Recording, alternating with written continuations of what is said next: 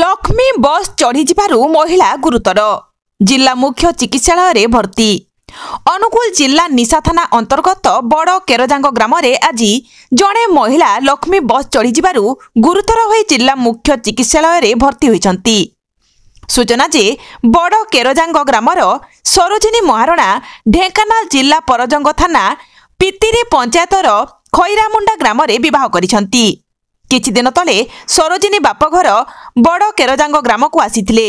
आज सकाळे पितिरी जिबे बोली सरोजिनी बड़ केरजांग ग्राम छकठारे लक्ष्मी बस को चढ़िबा बेले पछ पाखरु केही जणे तांकु ठेली देइथिला, जहा फलरे सरोजिनी को बाम गोड़ उपरे बस चका चढ़ी जाइथिला। सरोजिनी को गुरुतर अवस्था जिला मुख्य चिकित्सालय भर्ती करा जाइथिला। सरोजिनी को अवस्था संकटापन्न हेबारु कटक स्थानांतर करा जाइछि।